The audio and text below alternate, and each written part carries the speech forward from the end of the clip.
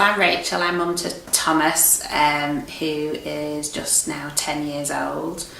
Ever since he was born, he had sleep problems. I used to wander around the park with him crying in the pram and just wonder what was going on. He would sleep on my arms, we'd co-sleep, and sleep was always a big issue for us. As time went on, we realised he had learning difficulties and other difficulties which went with his sleep issues.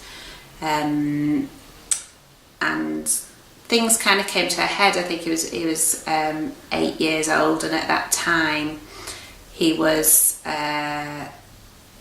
not settling in his room at night. We would try and put him to bed and he would run straight out, and he would eventually fall asleep on the sofa, and then we'd carry him upstairs to bed.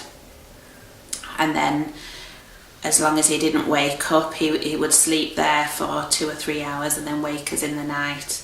And at the time when he woke us in the night, he wanted to go back and sleep downstairs, so we slept on a sofa bed with him for the rest of the night.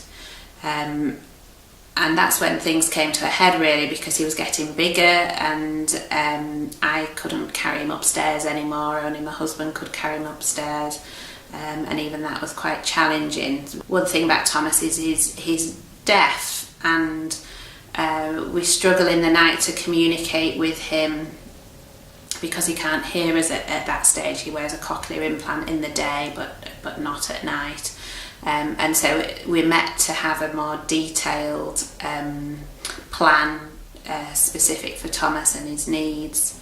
And I think one thing that we were quite clear on from the start is that we'd tried so many methods over the years of crying it out, him coming to the door and going, and us taking him back to the bed, and 30, 50 times, lost count of the times, and during that he would get much more and more distressed and anxious.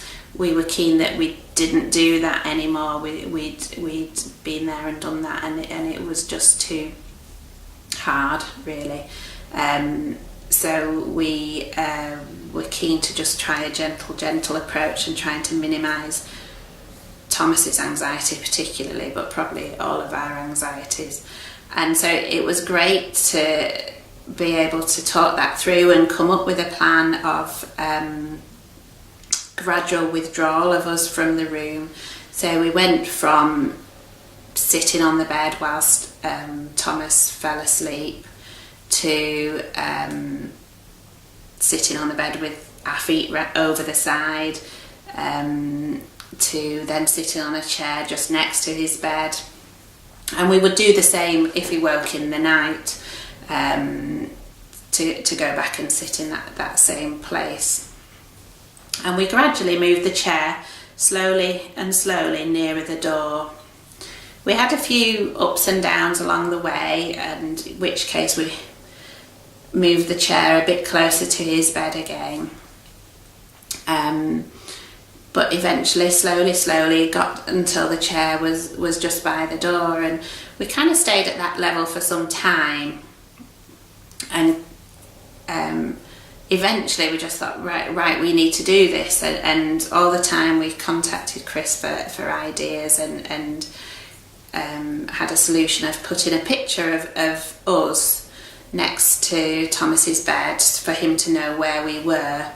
Again, showing him time to sleep, and that Mummy was in the chair outside the door. So we showed him what we were going to do. We told him he'd be a big boy if he managed to do this, and reinforced it with a sticker chart that he would earn a star if he managed this. And I really didn't expect him to. I really thought we would have tears, that he would come to the door like he used to do all those years ago.